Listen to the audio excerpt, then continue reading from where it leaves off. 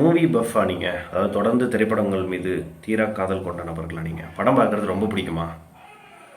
ஒரு படம் வெறும் என்டர்டைன்மெண்ட்டாக பார்க்காம அது எப்படி ஒர்க் ஆகுது, ஒரு படம் வந்து எப்படி மக்களோட எமோஷனை டச் பண்ணுது, இந்த மாதிரி டீப்பாக அனலைஸ் பண்ணி கற்றுக்கக்கூடிய நபரா நீங்கள்?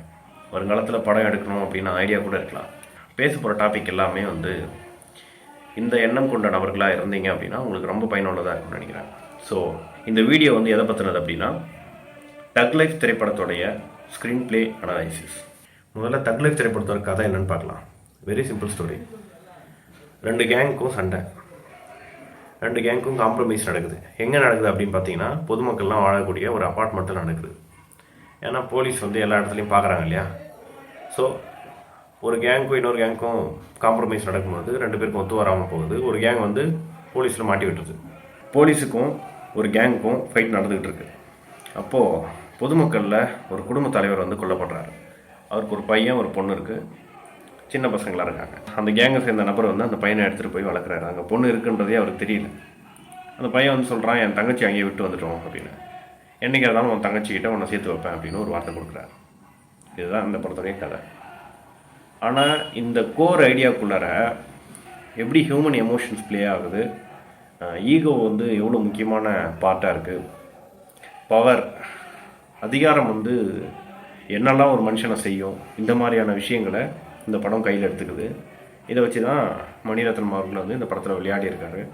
அது என்ன அப்படின்றத இந்த வீடியோவில் பார்க்கலாம். இப்போது தக் லைஃப் திரைப்படத்துடைய டீட்டெயில் ஸ்க்ரீன் பிளே அனலைசிஸ்குள்ளார இப்போ நம்ம போகலாம். படத்தோட ஆரம்பத்தில் வந்து கமல்ஹாசனை ஒரு கெட்டப்பில் காமிக்கிறாங்க. ரொம்ப வயசான நபராக இருக்கார். ஒரு விவசாய நிலத்தில் அவர் ஒரு விவசாயியாக காமிக்கிறாங்க.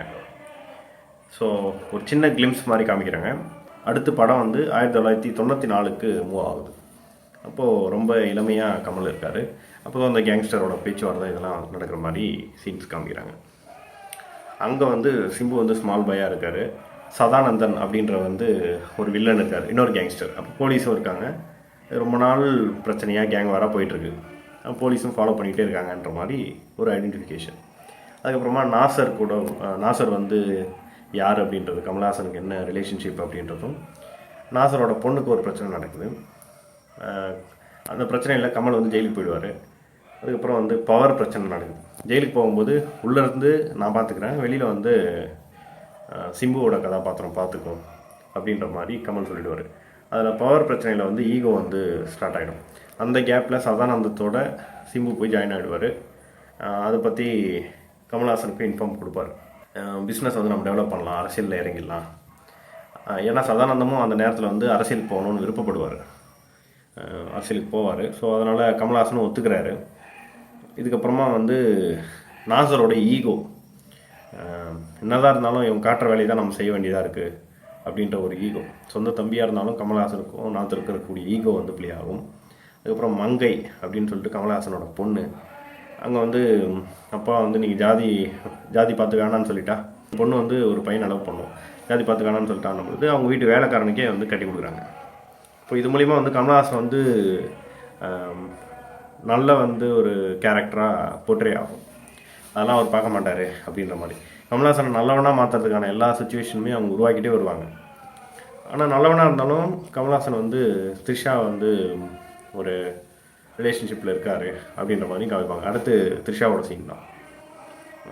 அபிராமிக்கும் கமல்ஹாசனுக்கும் என்ன லவ் அப்படின்றதையும், த்ரிஷாவுக்கு என்ன லவ்ன்றதையும் படம் வந்து லென்த்தாக எடுத்துகிட்டு போவோம். ஃபர்ஸ்ட் ஹாஃப்லேயே அபிராமி வந்து பார்த்திங்கன்னா கழுத்தில் தாலி இல்லை, யார் நீங்கன்றதை கேட்டுக்கிட்டே இருப்பாங்க. அது கிளைமேக்ஸ்லேயும் கேட்பாங்க.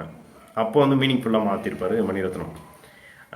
90 வயசில் நீயும் நானும் டேய் சக்திவேல் நீங்கள் என்னை கூப்பிடணும், அப்போ நம்ம விவசாயம் பண்ணிகிட்ருக்கணும், ஒரு வீடு இருக்கணும் அப்படின்ற மாதிரி அவரோட கோல் என்ன அப்படின்றது முன்னாடியே சொல்லிவிடுவார். ஒரு மேரேஜ் நடக்கும், அந்த பொண்ணோட மங்கையோட மேரேஜ் நடக்கும். அங்கே வந்து சதானந்தத்தோட பெரிய பையன் வந்து அந்த மேரேஜில் சதானந்தத்தோடைய பையன் வந்து பிரச்சனை பண்ணிவிடுவான். கார் ஃபைட் ஒன்று நடக்கும். இந்த படத்தில் வந்து காரில் போயிட்டுருக்காங்க அப்படின்னாலே ஒரு ஃபைட் இருக்குது அப்படின்ற மாதிரி மைண்ட் செட் பண்ணுவாங்க. நிறைய கார் ஃபைட் இருக்குது. காரில் வந்து கன் ஷூட்ஸ் பண்ணிக்கிற மாதிரி காரில் வந்து நிறைய கதைகள் பேசிக்கிற மாதிரி கார் ரொம்ப முக்கியமான பாயிண்ட்டாக இருக்குது இந்த படத்தில். அசோக் செல்வன் அவர்கள் வந்து இன்ட்ரொடியூஸ் ஆகிறாரு. போலீஸாக 3 தலைமுறையாக அவங்கள பிடிக்கிறதுக்காக தான் காத்துட்ருக்கேன் அப்படின்ற மாதிரி சொல்லுவார். உடனே அவர் வந்து ஜார்க்கண்டுக்கு வந்து ட்ரான்ஸ்ஃபர் பண்ணுற அளவுக்கு கமலுக்கு வந்து பவர் இருக்குன்ற மாதிரி காமிப்பாங்க. சிம்பு வந்து அந்த இடத்துல வந்து ஏன் எஸ்கேப் ஆகிட்டாரு அப்படின்னு சொல்லிட்டு கமல் ஹாஸ்பிட்டலைஸ் ஆகிடுவார் அந்த கார் ஆக்சிடெண்ட்டில். அப்போது சிம்புக்கும் கமலுக்கும் அங்கே தான் வந்து கதையை ஓப்பன் ஆகுது. ஒரு சந்தேகம் வர ஆரம்பிச்சிடும். அந்த சந்தேகம் வந்து வளர்கிறதுக்கு நாசர் வந்து அவருக்குள்ளே இருக்க ஈகோவை யூஸ் பண்ணிப்பார். சிம்புவை வந்து மாற்றுவார். இவன் இப்படி தான் அப்படின்ற மாதிரி. அது வந்து சிம்பு வந்து விலைக்கு தான் போக நினைப்பார். நடு ரோட்டில் இறங்கி போயிட்டு ஒரு ரூமில் படுத்துருப்பார். மறுநாள் வந்து நாசர் தான் வேறு மாதிரி அவரோட மைண்டை வந்து மாற்றுவார். கமல்ஹாசன் வந்து ஒரு கோவிலில் போயிட்டு வந்து சாரி கேட்டுருவார். சாரின்னு சொல்ல முடியாது, ஒரு தப்பு நடந்துச்சுன்ற மாதிரி பேசுவார். ஆனால் சிம்பு ஏற்றுக்க மாட்டார். சிம்பு வந்து நாசர் என்ன சொல்லி மாற்றுவார் அப்படின்னா, உங்கள் அப்பா வந்து தெரிஞ்சே தான் கொன்னார், கமல் தான் கொன்னார் அப்படின்ற மாதிரி சின்ன வயசில் நடந்ததை வேறு மாதிரி போர்ட்ரே பண்ணிவிடுவாங்க. இவங்க வந்து என்ன பண்ணுவாங்க அப்படின்னா, அடுத்து வந்து லொக்கேஷனும் வந்து சேஞ்ச் பண்ணிக்கிட்டே இருப்பார். மணிரத்னம் வந்து ஒவ்வொரு லொக்கேஷனுமே வந்து பீரியட் ஃபிலிமாக மாறும்பொழுது, அதாவது 1994 ஒரு கதை, 2016 ஒரு கதை, அந்த அப்போ நடந்த கதை வந்து எப்படி கண்டினியூ ஆகுதுன்றதையும் பார்த்துக்கிட்டே வருவார், மாற்றிக்கிட்டே வருவார். எந்த லொக்கேஷன் ரொம்ப முக்கியமான ப்ளே பண்ணும். குளிர், அதாவது இவ்வளோ ஒரு சிம்புவோட ஒரு மன கஷ்டம் இருக்கும்போது அவர் வந்து ஒரு மைண்ட் ரிலாக்ஸ் ஆகிறதுக்கு ஒரு டூர் போகிறாரு. குளிர் அதிகமாக இருக்கக்கூடிய நேபாளில் ஒரு இடத்துக்கு போகிறாரு.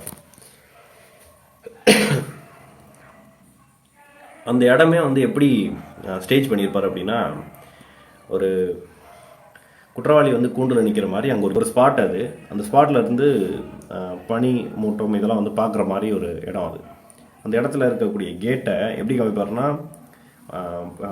பில் டவுன் பண்ணி பாட்டம்லேருந்து காமிப்பார். அதாவது ஒரு குற்றவாளி கூண்டில் நிற்கிற மாதிரி காமிப்பாங்க. சிம்பு வந்து உள்ளார சிறை கைதி மாதிரி உள்ளார உட்காந்துட்டுருப்பார். கண்ணாலே அவங்க பேசிக்கிற விஷயமாகட்டும், நீ பண்ணியிருக்கக்கூடாது அப்படி சொல்லி இப்படி தலையாட்டுவாங்க. அதுக்கப்புறம் அந்த பனி இதிலேருந்து வெளியில் வீசும்பொழுது இதோட இன்டர்மிஷன் முடியுது. இந்த இன்டர்மிஷன்லேயே வந்து பாதி கதை முடிஞ்சு போயிடுச்சு. இப்போ பனிமூட்டத்தில் சுட்டு 2 புல்லட் இறங்கியும் பனிமூட்டத்தில் தூக்கி வீசப்பட்ட கமல் உயிரோடு தான் இருக்கார் அப்படின்ற நம்பிக்கை நமக்கு எப்படி வரும் அப்படின்னா, ஆரம்பத்திலேயே விவசாயியாக அவர் காமிக்கும் பொழுது அது வேறு கெட்டப்பில் இருப்பார். அவரோட கோல் என்ன அப்படின்றத காமிச்சிட்டு அந்த கோலுக்காக அவர் நோக்கி உயிரோட வருவார் அப்படின்றத மைண்ட் செட் பண்ணுறாங்க. இதான் இன்டர்மிஷன் முடிஞ்சிடும். 2 வருஷத்துக்கு அப்புறமா என்ன நடந்தது அப்படின்றத காமிப்பாங்க. அங்கே வந்து ஒரு புத்தரோட இடம் இருக்க மாதிரி அங்கே வந்து தற்காப்புக்களை வந்து பயின்றுக்கிட்ட மாதிரியும் அப்படி காமிப்பாங்க. இப்போ வயசான நபராக இருந்தாலும் கமல் வந்து ஏன் இவ்வளோ பெரிய அடிக்கிறாருன்றதை நம்ம காமிக்கணும் இல்லையா? அதுக்கு வந்து தற்காப்பு கலையை அவர் கற்றுக்கிட்டாருன்னு சொல்லி நமக்கு வந்து சொல்லுவாங்க. ஆல்மோஸ்ட் இந்தியன் டூலையும் அதுதான் பண்ணாங்க. வயசான நபராக இருந்தால் அடிக்கணும் அப்படின்னா, ஒரு இளம் வயசில் இருக்கக்கூடிய நபரை அடிக்கணும் அப்படின்னா அந்த அளவுக்கு ஃபிசிக்கலாக நான் ஒர்த்தான நபராக இருக்கேன் அப்படின்றத காமிக்கிறதுக்காக தற்காப்பு கலையை கற்றுக்கிட்ட மாதிரி, அடித்தா நம்புற மாதிரி இருக்கிறதுக்காக அந்த விஷயத்தை காமிக்கிறாங்க. ப்ளஸ் கமலுக்கும் த்ரிஷாவுக்கும் ஒரு ரிலேஷன்ஷிப் இருக்கும் இல்லையா? அது மூலிமா என்ன சொல்கிறாங்கன்னா, சின்னவர்னு சொல்லும்போது இன்னும் இளமையாக தான் இருக்கார் அவர் அப்படின்ற மாதிரி நமக்கு மைண்ட் செட் பண்ணுறாங்க. அதுக்காக தான் த்ரிஷாவோட கதாபாத்திரம் தேவைப்படுது. அது சிம்புக்கும் வந்து ஒரு பிடிப்பு தேவையில்லை. வெறும் பவருக்காக சண்டை போட்டுக்கல கமலும் சிம்புவும். த்ரிஷாவுக்காக சண்டை போடலான்ற ஒரு பாயிண்ட் வைக்கிறாங்க. ஆனால் அதை கூட ஏற்றுப்பாங்க. கடைசியில் வந்து அவங்க அப்பாவை கொண்டது யார், இந்த மாதிரி வந்து ஒரு கோல் வந்து மாறிக்கிட்டே இருக்குது. இதனால் வந்து இந்த படம் ஒர்க் ஆகாமல் போனதுக்கு நிறைய வாய்ப்பு இருக்குது. ஒரே கோலில் இருந்து அதுக்குள்ளார ப்ளே பண்ணால் ஒர்க் ஆகிடும். கோல் மாற்றிக்கிட்டே இருக்கும்போது ஆடியன்ஸுக்கு புரியாது. ஸோ இங்கே வந்து செகண்ட் ஹாஃப்க்கு அப்புறமா ஐஸ்வர்யா கதாபாத்திரம் அதை காமிக்கும் போதே தெரியும் அவங்க தான் வந்து சிம்புவோட தங்கச்சி அப்படின்னு. அசோக் செல்வன் வந்து அவங்களுக்கு என்ன ரிலேஷன்ஷிப் அப்படின்றதும், அசோக் செல்வனுக்கு என்ன கோல், அவருக்கு வந்து அரசியல்வாதிகளுடைய லிஸ்ட்டும் சர்க்காரில் வேலை செய்யக்கூடிய மாஃபியா கேங்கோட லிங்க் வச்சுருக்கக்கூடிய லிஸ்ட்டும் தேவைப்படுது. அதுக்காக தான் அவர் ஒர்க் பண்ணிகிட்ருக்காரு. அவரோட கோல் அதான். ஸோ டைவர்ஸ் நடக்குது. அதுக்கப்புறம் கோவாவுக்கு போயிடுறாங்க. பக்ஸோட கதாபாத்திரம் எப்படி இருக்குது அப்படின்றத காமிக்கிறாங்க. ஒவ்வொரு நபராக வந்து பழி வாங்குறாரு கமல்ஹாசன். அங்கேருந்து மீண்டு வந்து 2 வருஷத்துக்கு அப்புறம் ஸ்னோவில் வந்து அந்த தற்காப்பு கலையெல்லாம் பயின்று உடம்பெல்லாம் தேத்திட்டு வந்து பழி வாங்க ஆரம்பிக்கிறாரு.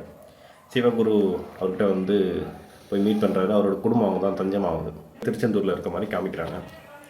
அங்கே அவங்களுடைய சுய நினைவு இல்லாமல் மறதியோடு அவங்க சுற்றிட்டு இருக்கிறதா காமிக்கிறாங்க. இப்போது கமல்ஹாசன் வெளியில் வந்து 2 காரணம். ஒன்று அவங்க மனைவியை பார்க்குறது, இன்னொன்று வந்து மங்கை அவரோட பொண்ணு. இதுக்காக தான் நான் உயிரோட வரேன் அப்படின்ற மாதிரி அவரே சொல்லிடுவார். வந்தவர் வந்து ஒவ்வொரு நபரை பழிவாங்க ஆரம்பிப்பார். இது ஒரு இடத்த வந்து எப்படி தேர்ந்தெடுக்கிறாரு பாருங்க. இது வந்து ரொம்ப இன்ட்ரெஸ்டிங்காக இருக்குது.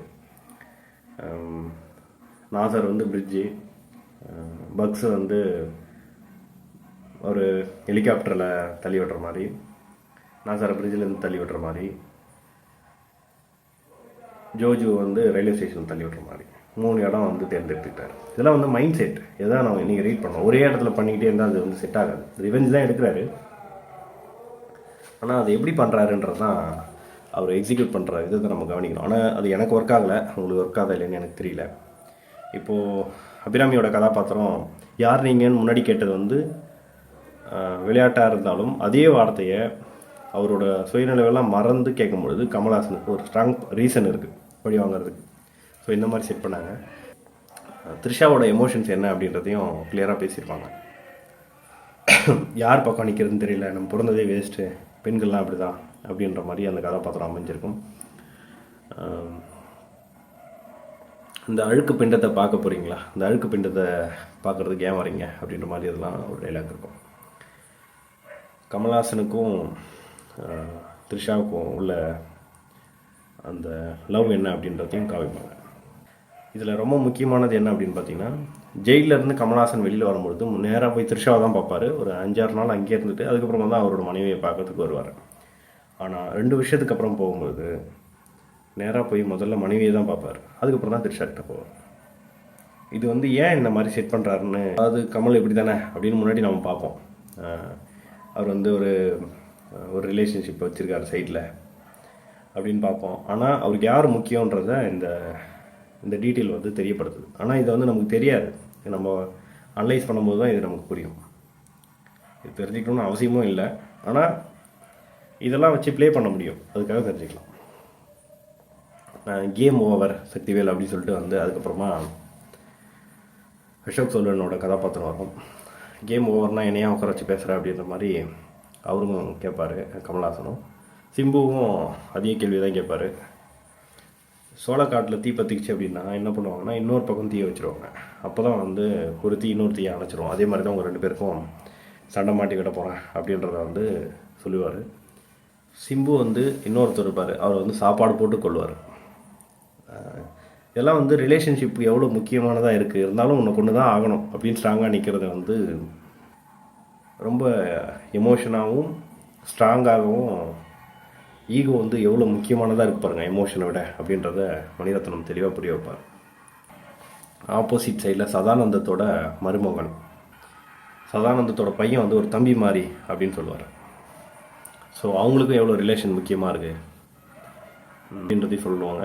அதே மாதிரி சதானந்தத்தோட மருமகன் வந்து ஒரு பாம்பு பிளாஸ்ட் பண்ணுவார் த்ரிஷாவை. அந்த இடத்துல அவங்களோட பையன் இருக்கார்ல, அந்த மருமகனோட பையனுக்கு ஒரு சின்ன பையன் வீடியோ காலில் காமிப்பார், இப்படி தான் வந்து கொலை பண்ணோம் அப்படின்ற சின்ன வயசுலேருந்து அவனை ஃபைன் டியூன் பண்ணி மைண்ட் செட் பண்ணுற மாதிரி அந்த கதாபாத்திரத்தை தான் அமைச்சிருப்பாங்க. கமல் வந்து ஒரு காமெடியான ஒரு டைலாக் சொல்லுவார். சிவாஜியோட பழைய படங்கள்லாம் வந்து அவர் இறந்ததுக்கப்புறமா சுபம்னு போடுவாங்க, அதே மாதிரி நான் செத்ததுக்கப்புறம் சுபம்னு போடுவீங்களா அப்படின்ற மாதிரிலாம் சொல்லியிருப்பார். இதுக்கப்புறமா ஐஸ்வர்யா லக்ஷ்மி யார் அப்படின்றத, சந்திரா அப்படின்றத வந்து சிம்புவோட தங்கச்சி அப்படின்றத புரிஞ்சுக்கிட்டு அப்போ வந்து ஒரு ஃபைட் நடக்கும். சிம்பு வந்து கையை கட்டி போட்டு சண்டை பண்ணுற மாதிரி ஒரு சைடில் காமிப்பாங்க. இன்னொரு பக்கம் வந்து கமல்ஹாசனுக்கு வந்து ட்ரக்கு, அதாவது தூங்குறதுக்கான ஒரு ஊசியை போட்டுருவாங்க. ஐஸ்வர்யா லக்ஷ்மி டாக்டராக இருப்பாங்க இல்லையா, கமல்ஹாசன் சொல்லிடுவார், நீ தான் வந்து நீ யார் எனக்கு தெரியும் அப்படின்ற மாதிரி அவர் சொல்லிடுவார். ஆனால் அவர் தூங்குறத வந்து எழுப்ப முயற்சி பண்ணுவாங்க. ஆனால் அவர் தூங்குறதுலேயே வந்து அப்போ எதிரி வந்துடுவாங்க. அப்போ ஃபைட் நடக்கும். 2 பக்கமும் ஃபைட் நடந்துட்டுருக்கும். கமல்ஹாசன் ஒரு பக்கமும் சிம்பு ஒரு பக்கமும். ஆனால் 2 பேருக்கும் ஒரே எதிரி தான், சதானந்தத்தோட மருமகன் போலீஸ். இவங்க 2 பேர் தான் எதிரியாக இருக்காங்க அந்த நேரத்தில். 2 பேரும் ஆனால் அவங்களுக்குள்ளார எதிரி தான், ஆனால் அந்த இடத்துல அதுதான் எதிரி அப்படின்ற மாதிரி காமிப்பாங்க. கிளைமேக்ஸில் சிம்புவும் கமலும் ஆசிஷுவலாக சண்டை போடுற எல்லா படத்துலையும் காமிக்கிற மாதிரி ரெண்டு பேரும் வில்லனும் ஹீரோவும் சண்டை போட்டுருக்கோம். ரெண்டு பேரும் ஹீரோ வில்லனாக இருக்காங்க. அவங்க ரெண்டு பேரும் சண்டை போட்டுருக்காங்க. கடைசியில் எப்பயே தேக்கி வச்சுருந்த ஐஸ்வர்யலட்சுமி கதாபாத்திரத்தை சிம்பு சாக போகிற நேரத்தில் கமல்ஹாசன் போட்டு உடைக்கிறாரு. அது எங்கே நடக்குது பாருங்கள், அந்த லொக்கேஷன். சின்ன வயசில் எந்த அப்பார்ட்மெண்ட் இருக்கோ அதே இடத்துக்கு நீ வா அப்படின்றாங்க. ஆனால் ஒர்க் ஆகலை. அந்த லொக்கேஷன் இல்லாமல் இருந்திருக்கலாம்னு எனக்கு ஃபீல் ஆச்சு. படத்தோட கிளைமேக்ஸ் போர்ஷன் காமிப்பாங்க. மங்கைக்கு ஒரு பையன் பிறந்துருவான் இல்லையா, அவன் பேரும் வந்து சக்திவேல். அவர் முன்னாடியே டேய் சக்திவேல்னு கூப்பிட சொல்லி கேட்பார் இல்லையா, அவங்க மனைவிக்கு வந்து மறதி ஏற்பட்டுரும். அந்த வார்த்தையை அவங்க பேரனை வந்து அபிராமி கேட்பாங்க. எங்கே அப்படின்னா, படத்தோட ஆரம்பத்தில் காமிக்கப்பட்ட அந்த கமல்ஹாசனோட கோல் இருக்குல்ல, ஒரு விவசாய நிலத்தில் டேய் சக்திவேல் அப்படின்னு நீ கூப்பிடணும், அவங்க நம்ம வாழ்ந்துட்டு இருக்கணும் அப்படின்ற மாதிரி சொல்லுவாங்க. ஆனால் மறதியிலேருந்து அவங்க பேரனை கூப்பிடுவாங்க. அப்போது நான் என்ன கூப்பிட்டதான் நான் நினச்சிக்கிறேன் அப்படின்னு சொல்லுவார். அதோடு இந்த படம் முடியுது. விண்வெளி நாயகான்னு முடிக்கிறாங்க. ஸோ இந்த படம் வந்து வெவ்வேறு எமோஷனை மாற்றி மாற்றி மாற்றி கொண்டு வந்துக்கிட்டே இருக்காங்க. ஆனால் கோர் ஐடியா என்ன, சிம்புவை வந்து அவர் தங்கச்சியோட சேர்த்து வைக்கணும்னு ஒரு வார்த்தை கொடுத்துட்டாரு, அதை சேர்த்து வைக்கிறார். இதுக்கு நடுவில் ப்ளே பண்ண இந்த இதெல்லாம் வந்து தேவையில்லாதது. அதனால தான் வந்து இந்த படம் ஒர்க் ஆகலன்னு நினைக்கிறேன். ஒவ்வொரு பார்ட்டாக நீங்கள் பார்த்தீங்க அப்படின்னா, ஒவ்வொரு சீனையுமே வந்து நீங்கள் சேர்த்து பார்த்தீங்க அப்படின்னா, இப்போ நான் சொன்னது தான் வந்து படமாகவே இருக்குது. ஒரு படத்தையே வந்து எக்ஸ்பிளைன் பண்ண மாதிரி தான் இருக்குது. ஆனால் இதை நீங்கள் திரும்ப கேட்கும்போது ஒவ்வொரு எமோஷனும் எப்படி ஒரு பாலா வந்து ஒரு இன்டர்வியூவில் சொல்லுவார் இல்லையா, ஒரு கிராஃப் மாதிரி நான் போட்டு பார்ப்பேன் அப்படின்னு. அதே மாதிரி நீங்கள் போட்டு பார்த்தீங்கன்னா இந்த படமாக வந்து எமோஷன் மாற்றி மாற்றி மாற்றி கொண்டு வந்து ஒரு பாயிண்டில் சேர்க்கறது தான் வேலையாக இருக்குது. ஆனால் எனக்கு அந்த பாயிண்டில் என்னால் சேர முடியல, எனக்கு ஒர்க் ஆகலைன்னு நான் நினைக்கிறேன். ஸோ எதனால் ஒரு சீனை எடுக்கிறாங்க, அந்த சீன் வந்து ஏன் ஒர்க் ஆகலை, இந்த மாதிரி டீட்டெயில் நான் வந்து இதில் சொல்லியிருக்கேன். அவங்களுக்கு பிடிச்சிருக்குன்னு நினைக்கிறேன். தேங்க்யூ.